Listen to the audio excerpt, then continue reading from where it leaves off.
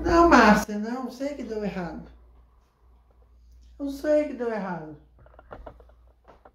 Ah, e aí? Não, Márcia, tudo bem, Márcia, acontece, prédios caem mesmo, é normal. É, Márcia, prédios caem mesmo. Você nunca ouviu falar da lei da física? Prédios não sustentam. Ah, meu, já não cai porque... Sei lá por quê, né? Sei lá por quê. Márcia, eu vou no banheiro, tá? A gente conversa depois, tá? Peraí.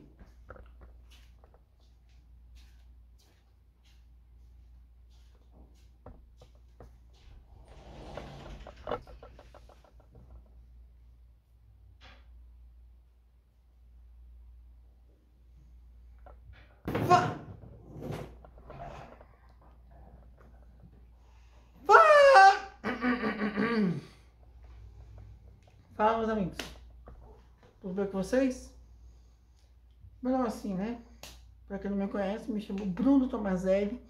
Eu tenho essa cara de príncipe inglês, nome de príncipe italiano, voz de locutor de rádio, nem tanto agora, porque, né, não foi. Simplesmente não foi. Eu tô com essa carinha aqui de soneca, porque eu acabei de acordar e, enfim. Galera, eu tenho uma noticiazinha para dar para vocês. Não sei se ela é boa, não sei se ela é ruim, vai depender de cada um. Vídeo passado, vocês perceberam que ele foi dividido em 3 partes, né? E que o último vídeo, do nada ele cortou. Pois é, tinha uma outra parte esse vídeo. Inclusive vou repostar hoje. Inclusive aquele corte que tá no TikTok, eu acho que tá aqui no YouTube também e tal.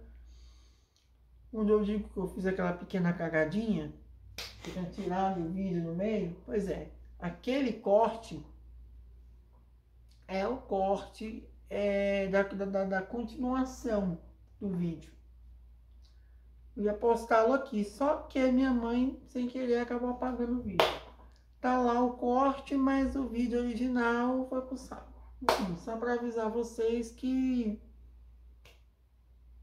é isso. Mas pelo menos o corte tá no TikTok, acho que tá aqui no YouTube também, então vocês conseguem assistir o corte. O vídeo inteiro não, mas o corte sim, enfim. E também, pelo menos,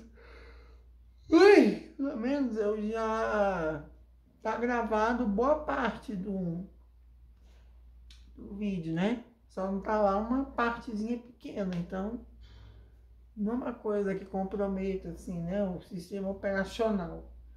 Enfim, só para avisar vocês, caso vocês estranhem, tá? E vamos lá, né? Só para não perder o costume.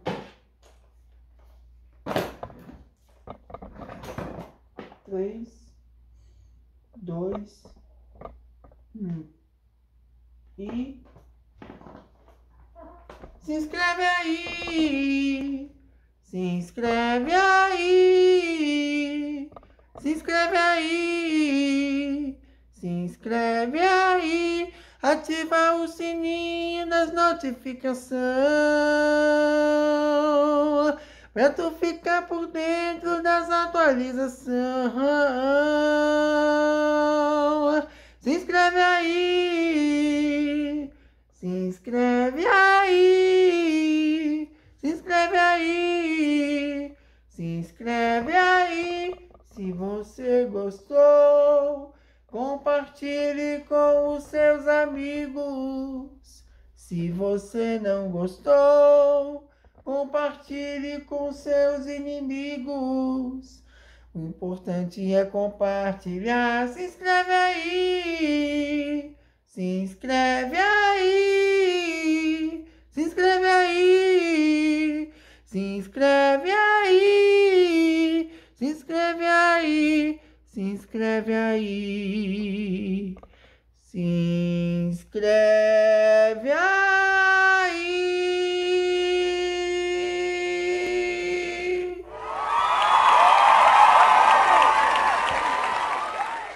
seguinte.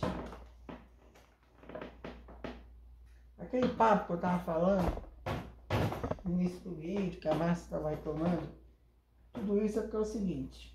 Eu estou num canal chamado Fatos Pouco Conhecidos.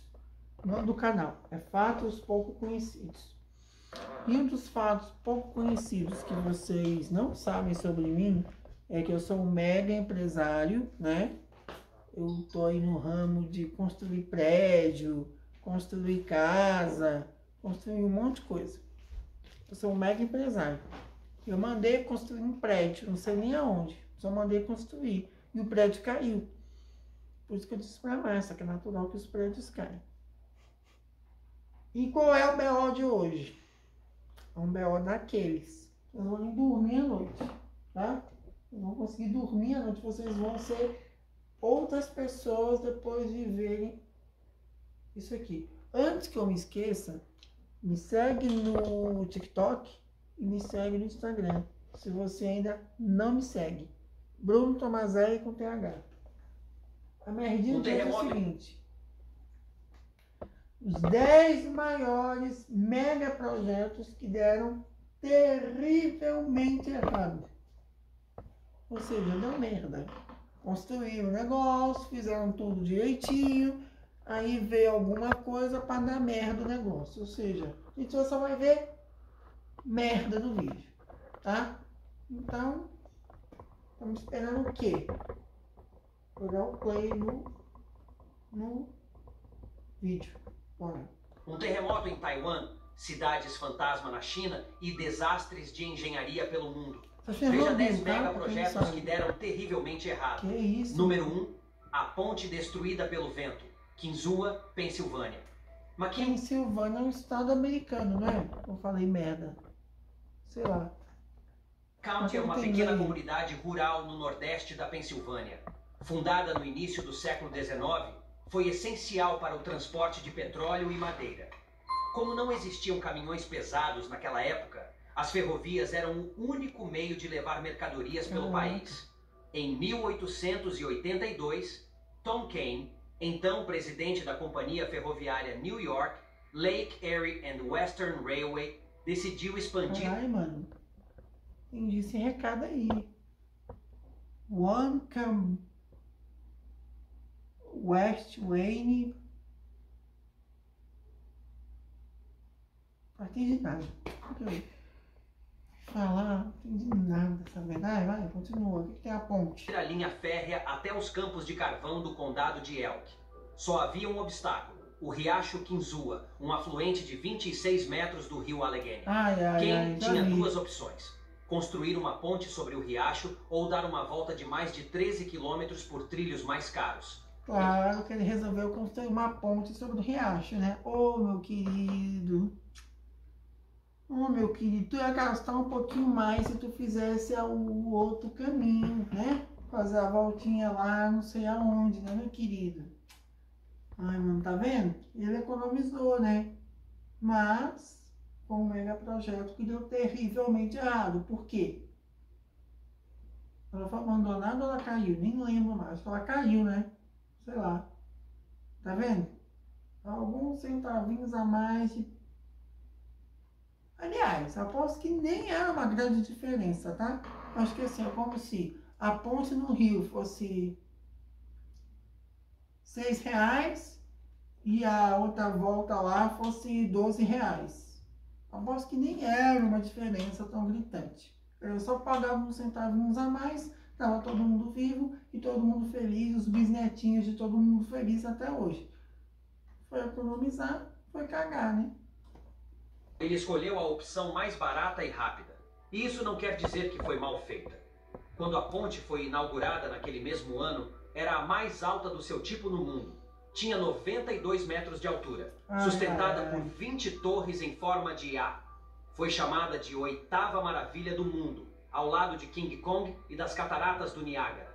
Com o tempo, os trens ficaram mais pesados. Em 1900, a ponte foi desmontada e reconstruída em aço para suportar cargas maiores. Durou mais 59 anos, até que, em 1963, O estado da Pensilvânia a comprou para ser a atração principal de um novo Pô, mas parque eu estadual. achei que tinha caído, desabado, assim, então não deu tão errado assim, né? Porque assim, quando ele botou assim, os 10 maiores megaprojetos que deram terrivelmente errado, eu achei que caiu, desabou, pegou fogo, tipo, difícil Joelma, assim. Mas esse aí nem tanto, né? Porque assim, ele não caiu, ele continua em pé, pelo jeito, não sei, mas ele acabou servindo como atração turística. Então não foi tão ruim assim. Não está cumprindo a sua função sua função original, mas também caiu no desabor, não matou 15 mil pessoas, enfim. Tá bom.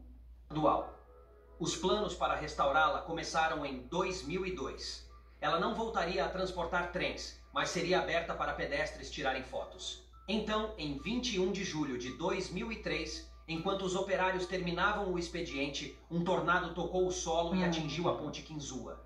Com ventos de mais de 150 km por hora, ele arrancou as bases de ferro corroídas pelo tempo. As torres 10 e 11 caíram primeiro, seguidas pelas torres 12, 13 e 14. A estrutura histórica virou ruínas. Os destroços ficaram espalhados pelo vale abaixo. Na época em que a ponte foi projetada, os engenheiros não consideraram o impacto de grandes ventos de sustentação. Provavelmente nunca imaginaram que o... Não, mano, primeiro que esse negócio é de 1882. Começa aí. E segundo, mano, não precisava me empolgar tanto, né? Porque, né, tava tudo dando certo. Aí vai a porra do tornado pra cagar tudo. Assim, eu achei que ia dar tudo certo. E aposto que a ponte será destruída e ninguém deu jeito com essa ponte até hoje, quer ver? Um tornado atingiria diretamente a estrutura. Durante as obras de renovação nos anos 2000, houve uma chance de salvar a ponte. Debateram substituir os antigos parafusos de ferro que conectavam a base da ponte às fundações de concreto por parafusos de aço muito mais resistentes. Por algum motivo, decidiram manter os de ferro. E esse foi exatamente o ponto de falha no desabamento. Após o colapso, o estado da Pensilvânia decidiu não reconstruir a ponte. Em vez disso, as ruínas foram mantidas. Vai fazer o quê? Vai deixar a ponte lá caída? Aí vai fazer marketing em cima da ponte. Vai dizer, vem aqui, pessoas do mundo, vem ver a minha ponte caída. Pra quê? A ponte... Aí vem um povo lá do Japão, entendeu? Aí vai lá só para ver 2 segundos na ponte caída. É isso mesmo? Estão fazendo marketing em cima da ponte caída? Vamos ver isso aí. Tidas como um símbolo do poder bruto da natureza. Foi construída uma passarela de vidro de mais de 4 milhões de dólares que avança sobre o Vale Kinzua. Quem visita pode caminhar até o ponto onde a ponte desabou e olhar para as copas das árvores a mais de 60 metros abaixo. A ponte original levou apenas 94 dias para ser construída em 1882, com uma equipe de 40 trabalhadores usando técnica rápida e sem andaimes tradicionais. Além disso, logo após sua construção, já se notavam oscilações sob vento. Registros de ferroviários da época mencionavam que ventos fortes podiam sacudir tanto a ponte que o tráfego deveria parar até acalmar. Número 2. O arranque... Ou faz essas coisas, queria fazer rápido, né? Só que aí ele não contou, não fez a estrutura para aguentar vento, mano. Ah, meu Deus. E o vento também, claro que ele não vai falar, nossa, essa estrutura não me aguenta não, não vou ventar ali não. Nossa, mano, que cagada. Uma cagada atrás da outra. E se sabiam que a ponte não aguentava vento, então por que não arrumaram a ponte para aguentar vento? É pedir muito, porque, né? Se viu que não estava aguentando, se viu que balançava muito a ponto de ter que interromper a passagem, fluxo de pessoas, para que não arrumaram isso antes, mano? Esperaram o negócio cair. Me fala. Ai, mano. Ah, essa é o fantasma. Céu Fantasma. Golden Finance 117, China. A China atualmente detém um recorde do qual preferiria não se orgulhar. abriga o prédio fantasma mais alto do mundo. O Golden Finance 117 é uma torre imensa de aço com quase 600 metros de altura, distribuídos em 128 andares. 217 andares úteis. 128 andares. 128 andares. Mano, pelo amor de Deus, não tá me dando conta de 6 andares. O prédio que eu moro, tá? Tem 6 andares. Não tá me dando conta. Filha da mãe quer dar conta de 128 andares, meu filho. Porra. Ai, mano, é que difícil dar certo também, né? Foi difícil dar certo também. Poxa vida. Todos estão vazios, sem hotéis, apartamentos ou espaços comerciais ocupados. O projeto entrou num verdadeiro limbo de construção. Voltemos no tempo para 2008. Diversos distritos chineses disputavam para receber o plano bilionário de Pan Sutong, o magnata por trás da Golden Metropolitan, uma proposta de desenvolvimento de luxo nos arredores de Tianjin, voltada à elite super rica. O Golden Finance 117 seria a joia da coroa. O distrito de Xiqing venceu a disputa e as obras começaram ainda naquele ano. O plano era ousado. Entre os edifícios mais altos do planeta, a torre teria um mirante em forma de diamante no topo, com 3 andares. De lá, a quase 2.000 pés, aproximadamente 600 metros, daria para jantar, nadar e até jogar polo. Se você tivesse grana suficiente, claro. Mas o projeto bateu de frente com a crise financeira mundial. A construção foi interrompida e retomada só em 2011. Quando parecia que ia engrenar, veio o colapso do mercado acionário chinês em 2015. E se isso não bastasse, em 2018, o governo chinês decretou que nenhum novo edifício poderia ultrapassar 500 metros. Na época, o Golden 117 já tinha quase 600 metros, tornando-se o 5º prédio mais alto do mundo. Legalmente, não podia crescer nem mais 1 centímetro. Em 2024, o prédio continua inacabado, completamente vazio e detém o recorde mundial de maior edifício desocupado do planeta. O que, na prática, é uma maneira educada de dizer que é o maior desperdício de espaço vertical da história. A estrutura da Golden Center... mano, olha só também, olha só. O cara quer fazer 128 andares, amigo. Amigo, primeiro, onde é que você vai me arrumar pessoas para ocuparem esses 128 andares? Segundo, já imaginou um tanto de problema que não vai ter? Imagina, se num prédio de 6 andares já dá problema, imagina 128 andares. Se der infiltração em um, cagou tudo, que vai dar infiltração em tudo. Você vai ter 128 infiltrações para poder resolver. Você vai ter, se for um prédio de moradores, você vai ter 128 chatice. Você vai ter 128 vontades. Não, mano. Você vai ter 128 reclamações. Você vai ter 128 demandas. Onde você tava com a cabeça? Me fala, que é o gênio por trás disso. Me fala que resolveu que um prédio de 128 andares ia dar certo. É óbvio que não ia dar certo. É claro que não ia dar certo. Meu Deus, é que as pessoas pensam isso. Ah, porque vai ter um restaurante, ah, porque vai jogar polo, ah, porque não sei o quê, ah, porque vai ter piscina, ah, porque não sei o quê. Não precisa fazer um prédio de 128 andares. Tá? Beleza? Entendeu? A 117 foi projetada por escritórios como o P&T Group e a Arup, utilizando mega colunas, mega cerchas e núcleo de concreto para possibilitar sua geometria extremamente esguia, com proporção altura-largura de cerca de 9,5 para 1, muito acima dos limites usuais impostos por códigos sísmicos. Em abril de 2025, foi anunciado que a construção poderia ser reiniciada com conclusão prevista para 2027, ainda que o novo plano financeiro fosse pouco claro. Número 3. A barragem que virou mar de lama. Malpasset, França. Fréjus é uma pequena comuna às margens do rio Heiran, no sudeste da França. Hoje tem cerca de 57 mil habitantes. E poucos são os que ainda se lembram dos horrores da Segunda Guerra Mundial. Mas muitos lembram de outra tragédia que aconteceu 14 anos depois. Em abril de 1952, teve início a construção de uma barragem arqueada para abastecimento de água potável e irrigação. Outras estruturas foram consideradas, mas o modelo arqueado era, de longe, o mais barato. A obra foi concluída em 1954 e até 1959 o reservatório já estava cheio. O objetivo era simples, regular o fluxo do rio e armazenar 50 milhões de metros cúbicos de água para abastecimento urbano e agrícola. Com mais de 60 metros de altura e 220 metros de largura, a barragem de Malpasset era a mais fina do mundo. A parede de concreto tinha 7 metros de espessura na base e apenas 1,5 metro no topo, o que já deveria ter sido um sinal de alerta durante o levantamento do terreno em 1900. Mas claro que ninguém viu, né? A merda tá lá para acontecer e ninguém viu, né? É igual os outros dois, né? O caso do prédio lá e o caso da ponte, né? A merda tava na cara, ó. Tá transparente como essa luz aqui. Só que, ó, cagaram, né?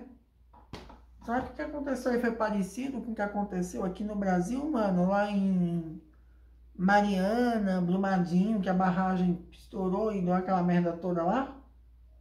Que, pelo que eu entendi, uma barragem estourou, né? Ou deve ter sido mais ou menos a mesma coisa que aconteceu, não? Em 1946, engenheiros ignoraram a presença de uma falha tectônica abaixo da barragem. Ela impedia que as águas subterrâneas escoassem naturalmente, fazendo a pressão se acumular, como uma lata de refrigerante chacoalhada. Ao mesmo tempo, rachaduras começaram a surgir no lado direito da estrutura, entre 1954 e 1959. Começaram como infiltrações pequenas e logo viraram vazamentos completos, que foram completamente ignorados pelos operadores. No final de novembro daquele ano, chuvas torrenciais atingiram a região. Para evitar um desastre, o guardião da barragem, André Ferro, pediu autorização para liberar parte da água. Seu pedido foi negado.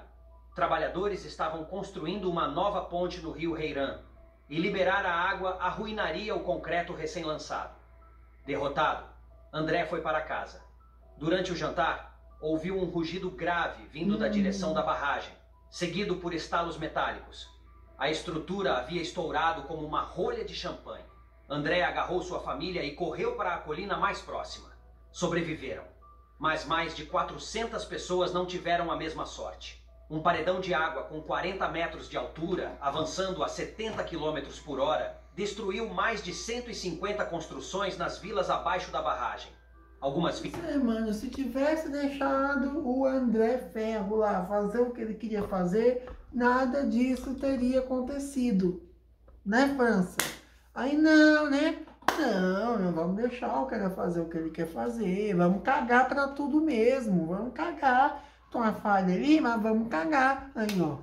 Tem que esperar uma tragédia acontecer pra vocês se ligarem na merda. Entendeu? Ai, mano. Pior que é assim, né, mano? Então, o ser humano, ele espera a tragédia acontecer, mano. Caraca, ele não...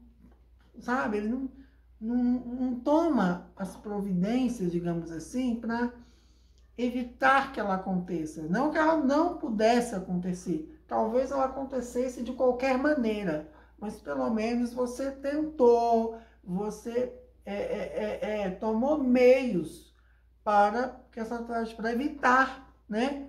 Ou retardar o processo da merda acontecer. Ou que se acontecesse, o dano seja menor. Aí não, os caras cagam o negócio, mano. Entendeu? Eu fico... Pô, os caras cagam pro negócio. Tá lá na cara. Tá na cara e eles cagam. Já falei, cagaram. Prédio 128 andares. Começou errado, cagaram, ainda querem fazer de novo, mano. Quer dizer, continuar, né? Porque fizeram, já fizeram. Continuar a construção do prédio, mano. Mas que teimosia, viu que não dá certo. Nossa senhora, mas que teimosia. Vítimas estavam indo dormir quando a onda arrancou suas casas do chão. O cenário parecia saído de um bombardeio nazista. Não, desculpa aí, vai a merda, né? Tanto lugar pra você infartar o cara, tu infartar quando o cara tá dormindo. Vai, entendeu? Vai cagar também, não, barragem. Pô, tanta hora pra estourar, meio-dia, né? 2 da tarde, 3 horas, 6 horas da tarde, quando todo mundo tá de saco cheio, tem que trabalhar, tá todo mundo de saco cheio, uma excelente hora para estourar. Aí vai estourar quando todo mundo tá dormindo. Por quê? Porque não tem graça. Tem que cagar a cabeça de todo mundo quando todo mundo tá dormindo. Porra! Só que desta vez não foi causado por uma guerra, mas por homens gananciosos que escolheram o projeto mais barato possível. E para constar, os pilares de concreto da ponte, o motivo de não abrirem as comportas, também foram levados pela enchente. Número 4. A cidade de 500 bilhões de reais que virou fantasma, Forest City, Malásia. Você sabia que existe uma cidade fantasma avaliada em 100 bilhões de dólares na ponta sul da Malásia? Ela foi vendida como um paraíso dos sonhos para toda a humanidade, mas na prática serviu como um refúgio offshore secreto para milionários chineses esconderem dinheiro. O custo de imóveis à beira-mar em lugares como Hong Kong e Xangai era altíssimo, e a Forest City prometia luxo acessível para quem tinha muito dinheiro. Para o cidadão médio da Malásia, os preços eram inalcançáveis.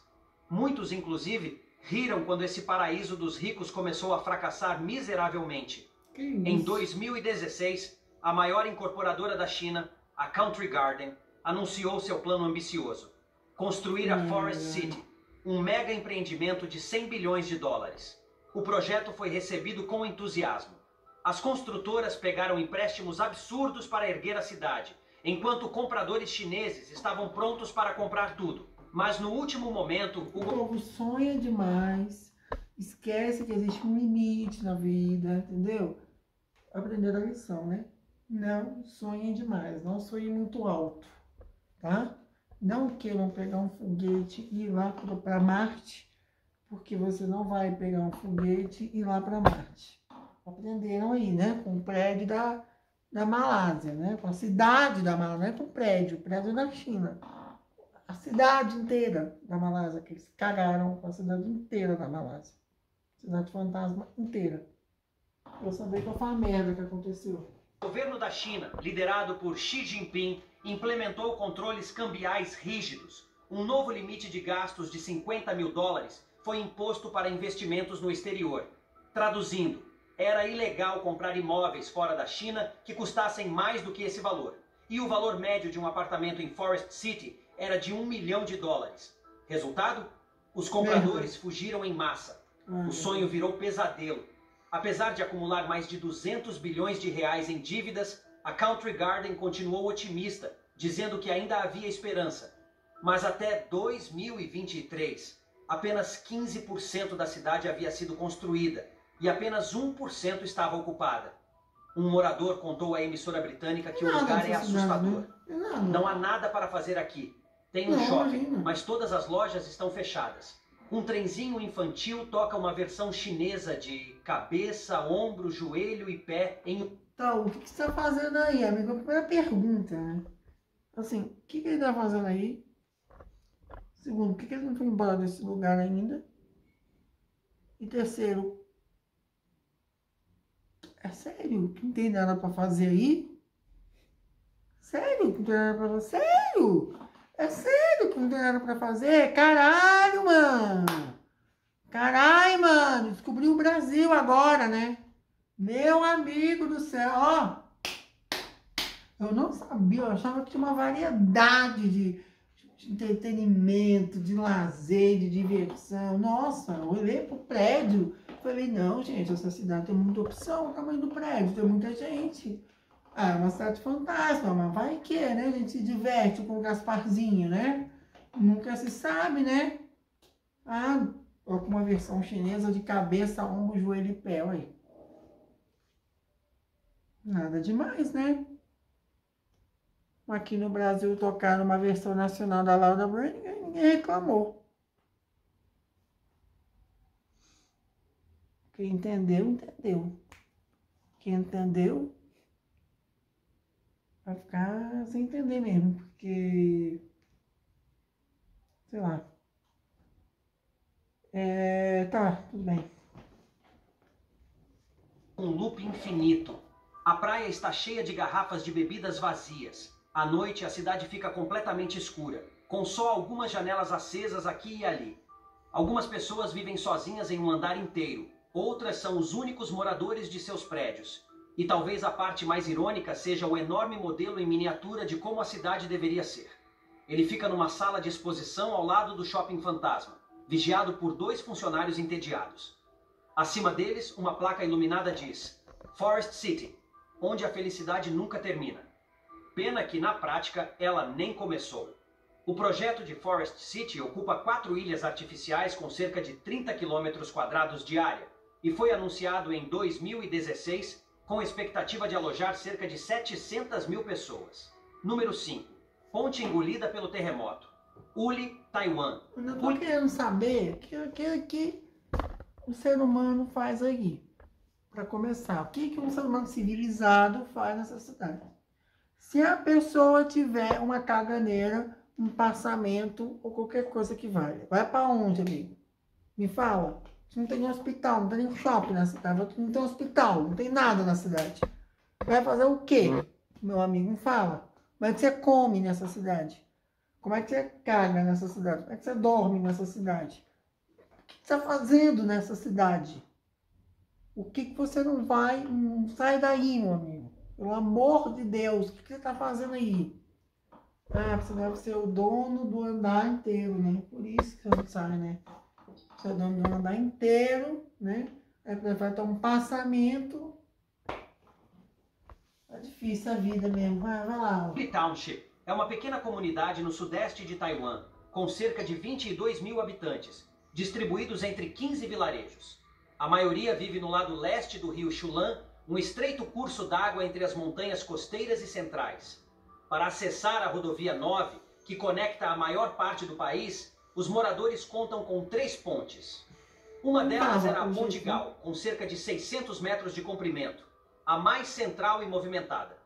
Sem ela, os motoristas precisavam viajar cerca de 6 quilômetros ao sul ou 13 ao norte para alcançar a próxima travessia. Mas em 19 de setembro de 2022, essas 2 alternativas viraram as únicas opções. Um forte terremoto de magnitude 6,8 sacudiu a região oriental de Taiwan, poucas horas após um tremor de 6,4. Ao todo, foram registrados 17 terremotos em menos de 2 dias. O resultado: a Ponte Gal virou uma pilha de concreto e metal retorcido. Imagens aéreas de drones mostram pedaços da estrutura espalhados pelo leito do rio, agora lamacento. Parece até cena de filme de zumbi. Meia milha de ponte havia desabado por completo. Curiosamente, o asfalto da pista estava praticamente intacto.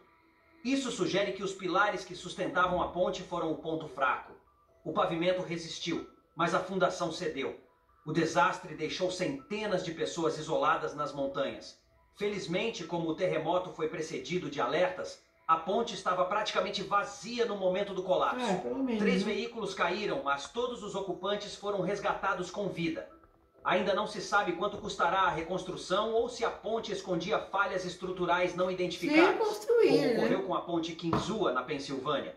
Seja como for, foi mais um exemplo da força imprevisível da natureza colocando megaprojetos de joelhos. Número 6. A Manhattan Fantasma da China e o Japão. Se é pra ficar alguma lição nesse vídeo, não brigue com a natureza, porque ela é mais forte que você, tá? Tem uns doidão aí que vai brincar com a natureza, vou escalar a montanha, porque eu posso, porque eu não sei o quê. Aí quando vai, ó. É isso que acontece quando você briga com a natureza, ó. Quando a natureza decide que sim, porque é assim mesmo. Pior que assim, mano. Ao mesmo tempo que eu acho que podem reconstruir essa ponte, porque assim, para quem fez um prédio de 128 andares, uma ponte que praticamente entortou, não é nada, mas assim, mano, sei lá, eu acho difícil, né? Porque assim, pelo que eu entendi, eles só querem investir mesmo na reconstrução e tal, quando interessa, né? Um prédio de 128 andares, interessa.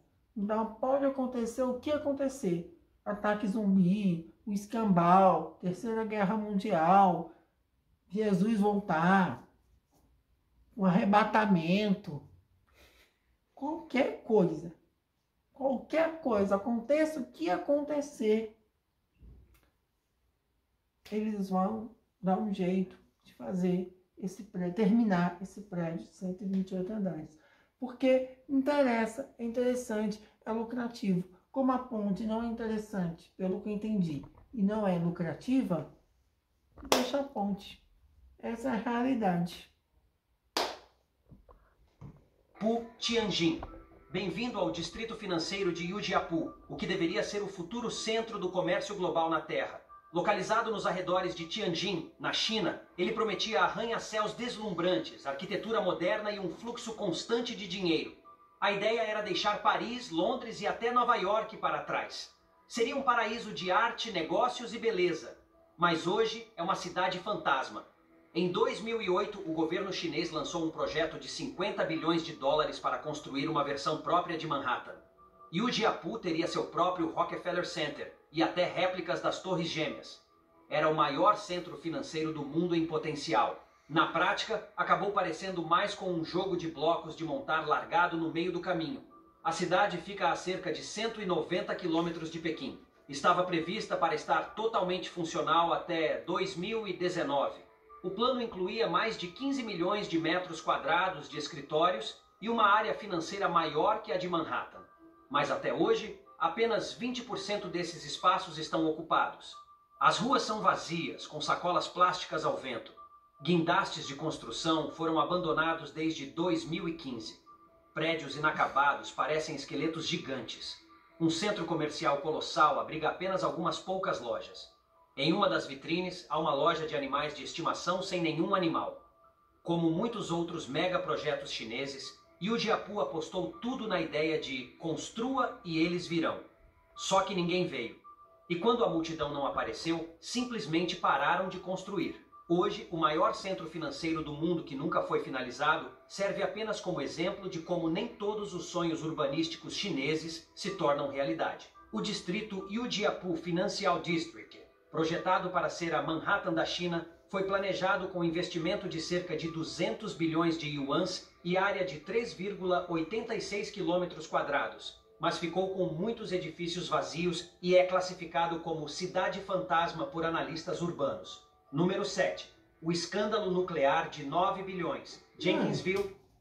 Aqui provavelmente eles viram um outro investimento melhor e resolveram largar a cidade aí, a Manhattan da China. Provavelmente arrumaram outra Manhattan da China. É tudo interesse, entendeu? É tudo interesse.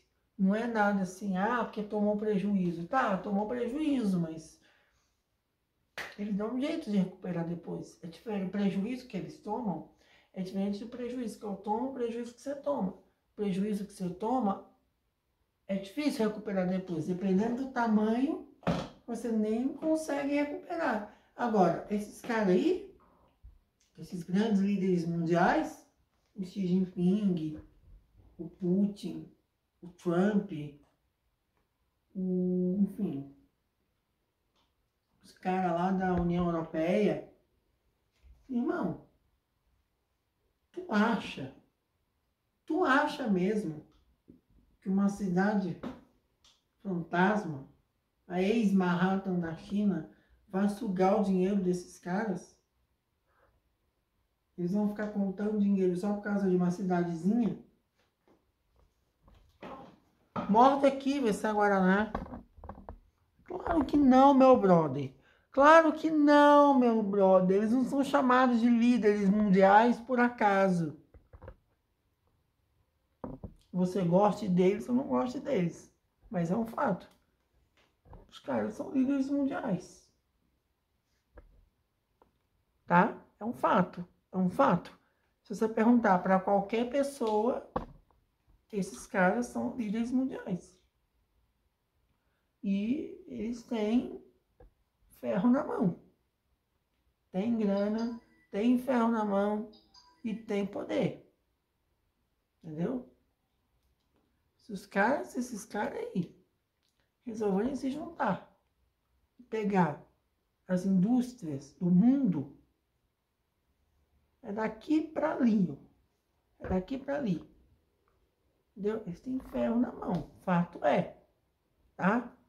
Goste deles, não goste deles, aí é com vocês. Mas verdade tem que ser dita, né?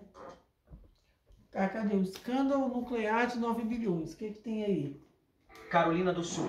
Agora esqueça o escândalo da escuta presidencial, o caso da Rússia ou qualquer outro escândalo. Este é o escândalo nuclear. A história de como o estado da Carolina do Sul basicamente queimou 9 bilhões de dólares e ainda jogou a conta nas custos dos consumidores de energia elétrica. Era 2008. Os dois principais envolvidos, a empresa South Carolina Electric and Gas e a Autoridade de Serviços Públicos da Carolina do Sul, conhecida como Santee Cooper. Os Estados Unidos estavam em meio a uma renascença nuclear.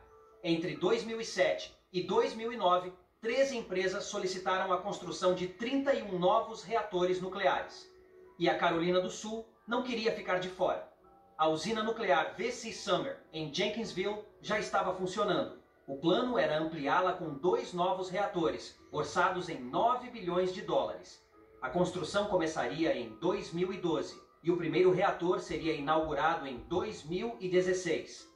A responsabilidade da obra era da empresa Westinghouse Electric Company, de propriedade da empresa japonesa Toshiba. Mas tudo deu errado logo no início. Problemas de fabricação, redesenhos e falta de mão de obra elevaram os custos em mais 1 bilhão e 200 milhões de dólares. E o pior, nenhum dos reatores produziu sequer 1 watt de energia. Em 2017, os gastos já passavam de 25 bilhões de dólares. Documentos revelaram que a South Carolina Electric and Gas e a Santee Cooper sabiam que o projeto estava condenado na metade da obra, mas continuaram retirando dinheiro da população. Não, que ninguém vê isso, assim, tipo, essas empresas e tal, os governos, porque a gente não está falando de uma obra pequena, de uma empresa pequena que está fazendo uma obra ali. É uma empresa grande, mano. Uma obra grande, né? Uma empresa de nome. Ninguém vê, por exemplo, aí estava dizendo que não tinha um número de trabalhadores suficientes.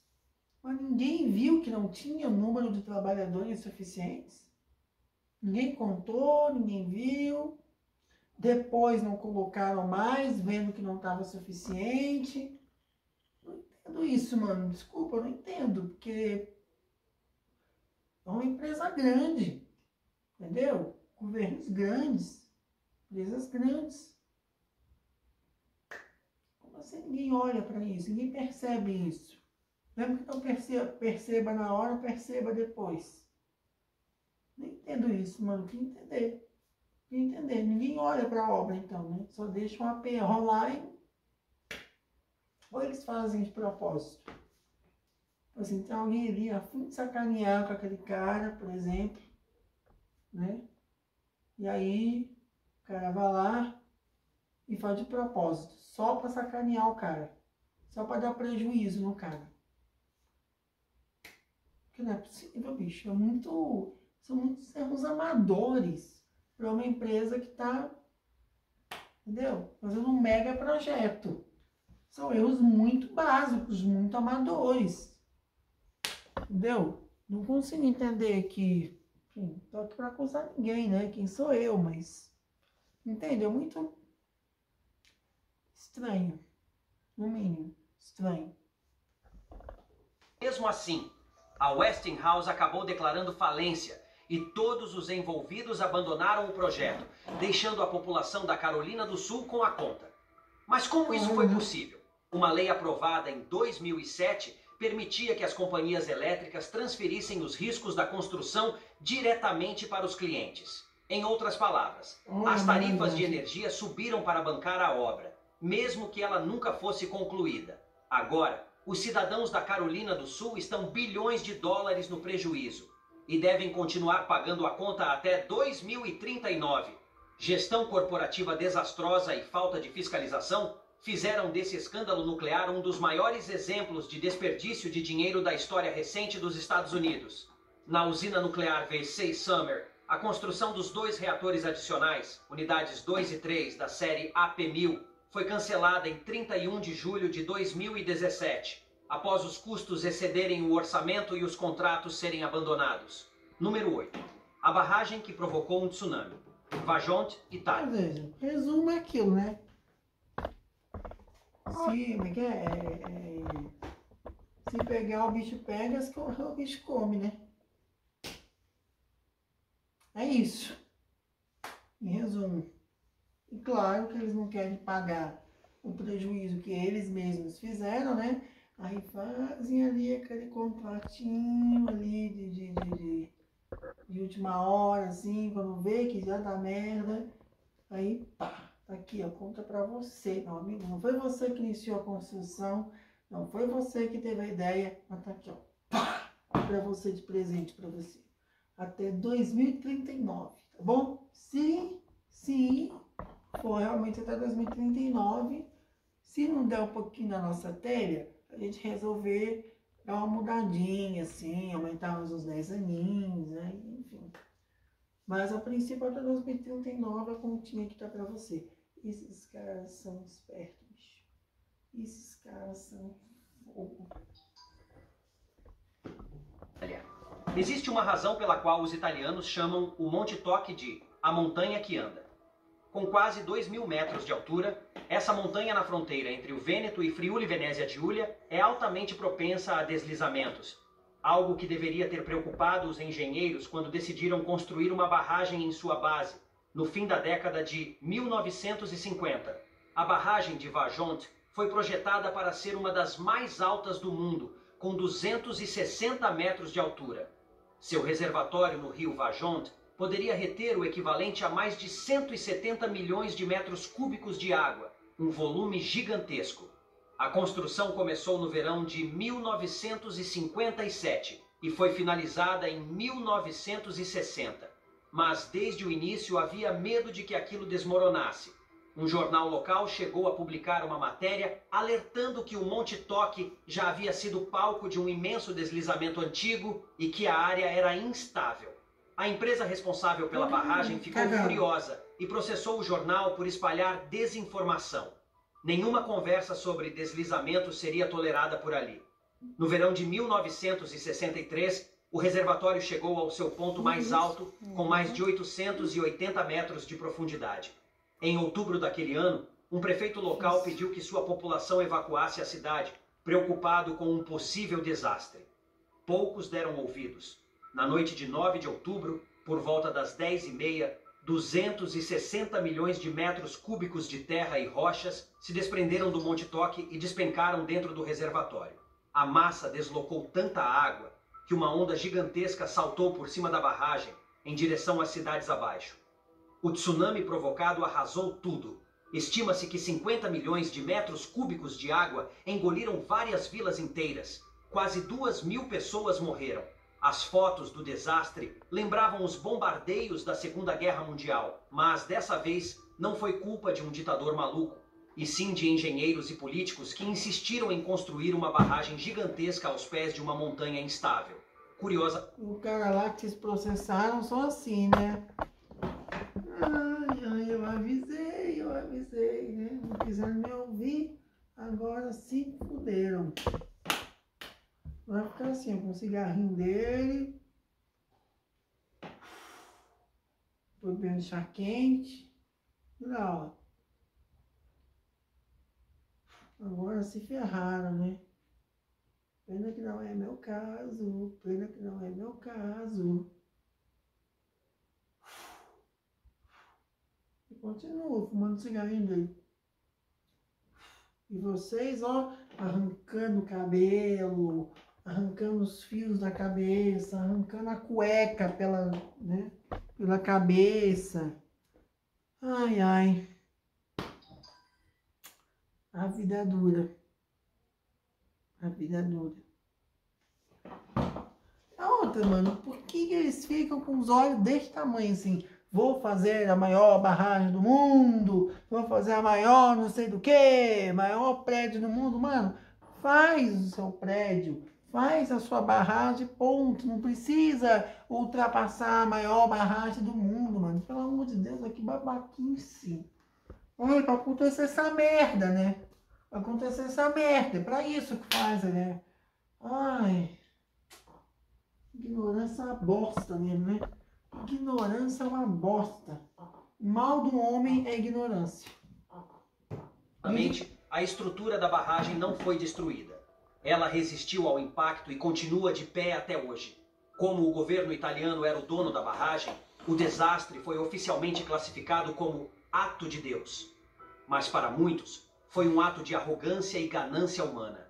O deslizamento do Vajon e a onda que se seguiu entraram para a história como um dos piores desastres naturais já registrados na Itália. Na tragédia da barragem de Vajon, estima-se que o deslizamento de terra tenha gerado uma onda que atingiu a altura de até 200 metros sobre a borda da barragem antes de avançar sobre as vilas abaixo. Número 9. O estádio de futebol de 9 bilhões de reais que ficou pela metade. Guangzhou, China. Só porque você consegue sonhar com algo, não quer dizer que vai conseguir construir. O fracassado estádio de futebol Evergrande, em Guangzhou, é prova disso. Ele seria o maior estádio de futebol do mundo, com design em formato de flor de lótus, inspirado no apelido da cidade. Seria visível de longe e teria capacidade para 100 mil torcedores. Ambicioso, caro e, desde o início, condenado ao fracasso. As obras começaram em abril de 2020, com um custo estimado de 1 bilhão e 700 milhões de dólares. A pandemia de coronavírus complicou tudo, especialmente com os bloqueios rígidos impostos pelo governo chinês. Mesmo assim, a Evergrande, que era a segunda maior incorporadora imobiliária da China, seguiu firme no projeto. Na época, a empresa era avaliada como a mais valiosa do setor imobiliário no mundo. Mas tudo desmoronou. Hoje, a Evergrande é conhecida como a companhia mais endividada do planeta. Legal, hein? Em 2023, pediu falência nos Estados Unidos. No ano seguinte, foi oficialmente dissolvida por ordem judicial. Ainda em 2021, o governo chinês confiscou o estádio inacabado e o repassou a uma empresa estatal. O projeto foi cancelado de forma definitiva em 2022. O motivo? Um ano desastroso para o setor imobiliário chinês. Empresas como a Evergrande investiram demais em megaprojetos e acumularam dívidas impagáveis. Só a Evergrande devia mais de 300 bilhões de dólares a bancos, fornecedores e investidores internacionais. Isso causou uma crise imobiliária generalizada no país. Hoje, o estádio da Flor de Lótus está menos da metade concluído. Parece... Só não sei o que é que eu vou olhar para uma flor de lótus gigante e pensar: ah, tá, a flor ali que vai rolar, né? No estádio do Florzão ali, né? Ah, tá, partiu Flor de Lótus, partiu Flor de Lótus. É, nem tudo são flores, né? Amigos chineses. Estão aprendendo desde já. Desde já. Que nem tudo são flores, entenderam a piada? Flor de lótus, nem tudo são flores. Tá bom. Vou tentar me esforçar na próxima vez. que alguém arrancou um estádio pronto do chão, deixando apenas a fundação. Imagine aqueles restos de comida grudados numa assadeira sem óleo. Só que nesse caso, os restos custaram mais de 9 bilhões de reais. Número 10. A usina que queimou bilhões. Nossa. Kemper, Mississippi. A usina Kemper, localizada no condado de Kemper, no Mississippi, foi anunciada como o futuro da energia limpa e barata. Avaliada inicialmente em 7 bilhões e meio de dólares, atraiu atenção internacional. Representantes dos Emirados Árabes Unidos, Japão e Noruega ficaram impressionados com sua proposta tecnológica. O projeto era tão ambicioso que um dos idealizadores chegou a compará-lo com a missão da Agência Espacial Norte-Americana que levou o homem à Lua. A promessa era o chamado carvão. A diferença é que o Apollo 11 deu certo, né, amigo? Isso aí, não sei se eu posso dizer o mesmo. Quer dizer, tem gente que diz que, na verdade, aquele Apollo 11 foi um teatro da porra. Dizem que, na verdade, aquela filmagem lá do Homem da Lua, na verdade, foi filmada dentro de um estúdio da NASA. O que vocês acham? Foi um teatro ou realmente o homem foi à Lua? É assim, tipo, faz sentido muito que muitas pessoas questionam. Se o homem foi à Lua pela primeira vez, por que não voltou? Sendo que isso foi em 1969. Hoje nós temos muito mais tecnologia do que naquela época, né? E aí de lá para cá ninguém, que eu saiba, não mais voltou à Lua. O homem nunca mais voltou à Lua desde o Apollo 11.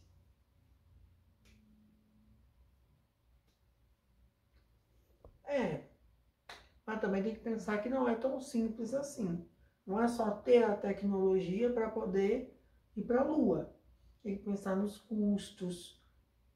Não sei se as pessoas estão, enfim, dispostas a isso, né? Enfim, pensar em toda a questão da logística, do pessoal. Não sei como é que funciona. Eu acho que parece que tem um pessoal que fica aqui monitorando, já tem que ficar revezando. Pessoal, eu não sei, tá? Eu sei que não é tão simples, não é só a questão da tecnologia. É ter que conciliar, enfim, uma série de fatores aí, de coisas que, enfim, às vezes não está no controle do pessoal da NASA, né? Às vezes foge o controle, enfim, é complicado. Limpo. Ou seja, a ideia de queimar carvão sem gerar emissões nocivas. Especificamente, a usina queimaria lignito, a forma de carvão mais barata e menos eficiente da Terra. Por ser abundante, acreditava-se que, com as tecnologias certas, o resultado poderia se equiparar ao gás natural, só que de forma mais econômica e ambientalmente neutra. Os políticos usaram todos os slogans certos. O projeto traria empregos, independência energética e esperança ao leste do Mississippi. O então governador Haley Barbour prometia um futuro brilhante. Mas, como diria qualquer detetive de programa policial, isso era uma mentira. Assim como no escândalo nuclear da Carolina do Sul, os responsáveis pelo projeto da usina Kemper já sabiam que ela estava fadada ao fracasso antes mesmo da conclusão. Documentos internos mostram que problemas de projeto e construção foram encobertos por anos. E mais uma vez, uma brecha legal permitiu que os custos fossem repassados aos consumidores. Leis aprovadas na época permitiam que as empresas aumentassem a tarifa de energia antes mesmo da usina começar a funcionar, ou seja, cobranças antecipadas, sem nenhuma garantia de entrega. Onde está o incentivo para terminar o projeto no prazo, se é possível simplesmente continuar tirando dinheiro da população? A previsão original era de que a unidade de carvão limpo começasse a operar em 2014, com um custo de apenas 2 bilhões e 400 milhões de dólares. Mas até 2017, a usina não havia queimado sequer 1 grama de carvão, e o custo já estava 5 bilhões de dólares acima do previsto. No fim, a instalação foi convertida para operar com gás natural convencional. Nada de carvão limpo. Nada de energia revolucionária. Se queimar dinheiro fosse considerado uma fonte de energia renovável, os responsáveis por Kemper ganhariam um prêmio Nobel. No projeto da usina de energia do condado de Kemper. Entendeu? Queimar energia, queimar dinheiro. Entendeu a piadinha dele? Meu filho do céu, o cara que espirrou para a família dele inteira, para a família do vizinho inteiro, que ele abriu a janela, você espirrou. Ah! Não sei se deu para ouvir, mas foi mais ou menos isso que ele espirra todo dia. Ontem ele espirrou assim, hoje ele espirrou assim, tem 3 anos que ele espirra assim. Se pegar Covid, fudeu. Então, o Brasil inteiro contaminado. Eu falei alguma coisa, eu esqueci. Ele espirrou, acabou a minha concentração. Foi previsto o uso da tecnologia de gaseificação integrada com ciclo combinado e captura de carbono, conhecida como tecnologia de gaseificação com reinjeção de gases, para converter lignito local em gás sintético, capturar 65% do dióxido de carbono e injetá-lo para a recuperação de petróleo. Mas esse plano foi abandonado e a usina passou a operar com gás natural convencional. E aí? O que aprendemos com tudo isso? Que não importa o quanto de dinheiro, tecnologia ou ambição... O que aprendemos é, não seja idiota. Não seja idiota e não seja deslumbrado, porque você pode cair do cavalo. Ninguém fala muito, dá bom dia a cavalo. Nesse caso, tá dando bom dia, boa noite, boa tarde, tudo bem, como é que você tá? Até trocando carta de amor com o cavalo. Então, é difícil o negócio, é complicado a vida. Enfim, galera, esse foi o vídeo de hoje. Espero que vocês tenham gostado. Espero que vocês tenham gostado desse novo modelo de filmagem, né? Minha mãe que está conduzindo agora a câmera. O que vocês preferem? O modelo anterior ou esse jeito de filmar? Enfim, Espero que vocês tenham gostado do vídeo. Falou, valeu e até o próximo vídeo. Pausa o vídeo.